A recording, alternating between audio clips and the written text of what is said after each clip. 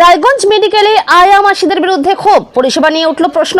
রোগী পরিষেবায় গাফিলতির অভিযোগ তুলে রায়গঞ্জ মেডিকেলে আয়া মাসিদের বিরুদ্ধে সরব হলেন রোগীর পরিজনেরা।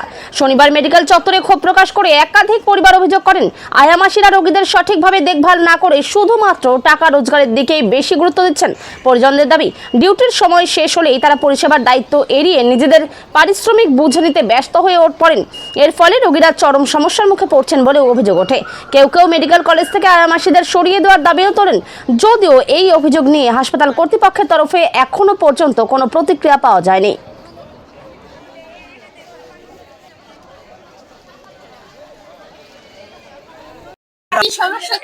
সমস্যা এখানে বিভিন্ন রকমের সমস্যা হয়।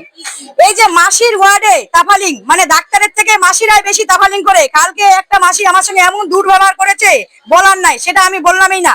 কিন্তু এই যে আমাদের হাসপাতালে যে আমরা আসছি, আমরা তো পরিষেবা নেওয়ার জন্য আসছি, তাহলে আমরা তো মৃত্যুর জন্য আসছি না। এখানে আসে তো আমরা মৃত্যুতে বহন করছি। কোনো মানে ভর্তি হয়ে থাকলে পরে কোনো রকম চিকিৎসা নাই, মানে বেডে ফেলে রেখে দিল, কোনো রকম চিকিৎসা হয় না। সারাদিন পরে থাকে, একবার ডাক্তার দেখে হয়ে গেল, কোনো আর নাই। মানে এদিকে রোগী মরে যাক। এই যে আজকে একটা ছেলে মারা গেল ঝাঁপ দিয়ে, ওটা তো একটা কাজ থাকা দরকার, মানে করার দরকার, হ্যাঁ গ্রিল থাকার দরকার। ওটা কেন রাখেনি? ওটা তার মৃত্যুর ভাত পাতে রাখছে যে ওখান থেকে পরে মরবে লোক। হ্যাঁ, এত বড় লাখ লাখ কোটি কোটি টাকা খরচা করছে সরকার কিসের জন্য? আমাদের পাবলিকের পরিষেবা দেওয়ার জন্য। পরিষেবা না দিয়ে আমাদেরকে মৃত্যুতে বহন করতে হচ্ছে এখানে পরিষেবা নিতে আসতে।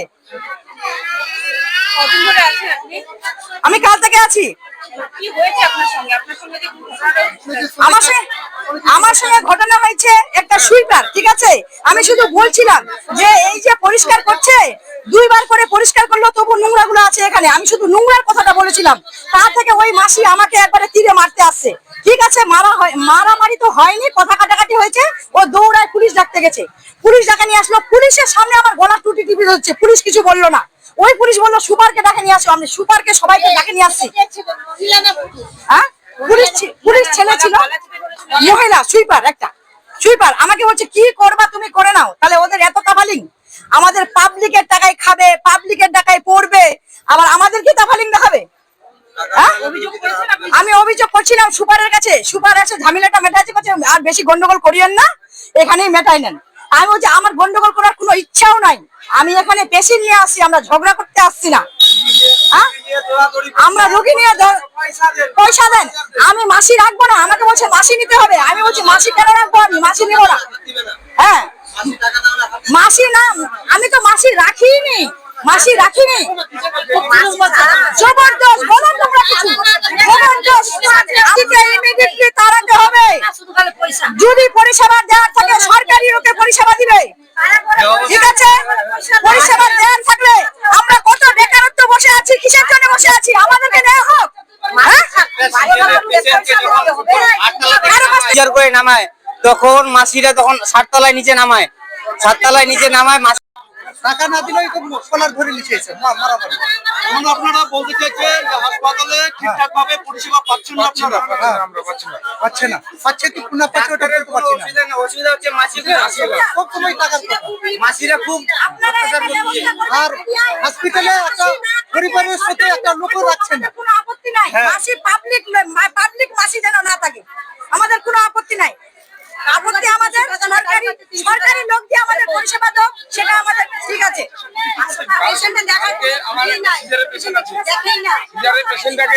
জন্য আমার বাড়ির থেকে মানুষ নিয়ে আসছি, বাড়ির মানুষকে থাকতে দিবে না।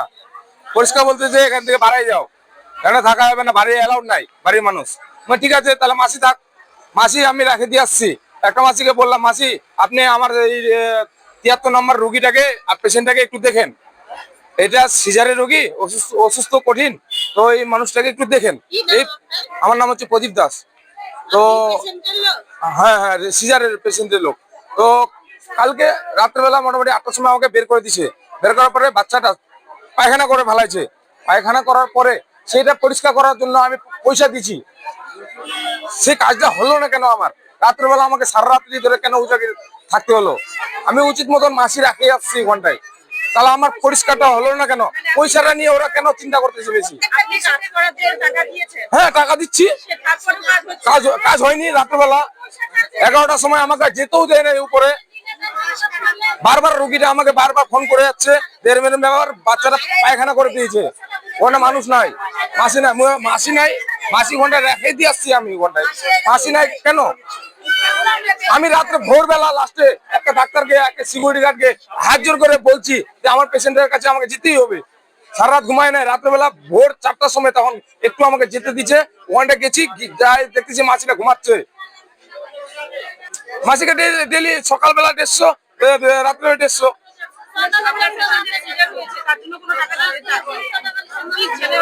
না না, সেটা নিয়ে কোনো আমাদের সমস্যা নাই। আমার সমস্যা হচ্ছে এটাই, মাসি নিকিলাকে নিয়ে। তোমরা পয়সা নিচ্ছ তো পয়সাটা নাও, না করতেছি না, কিন্তু মানে পেশেন্টটাকে তো তোমার দেখার দায়িত্ব। একটা সিজারের মানুষ, ও তো নিজেই চলতে পারে না, একটা বাচ্চাকে কিভাবে সামলাবে? তো ওটাকে টাইম মতন দেখতে হবে কিনা। আমরা চাচ্ছি এটাই যে আমরা পাবলিক হয়ে মানে আমরা এইটুকু চাচ্ছি যে মানে পেশেন্টটার যেন আমাদের সুরক্ষা যেভাবে থাকে ওভাবে যেন একটা ব্যবস্থা নেওয়া যাক।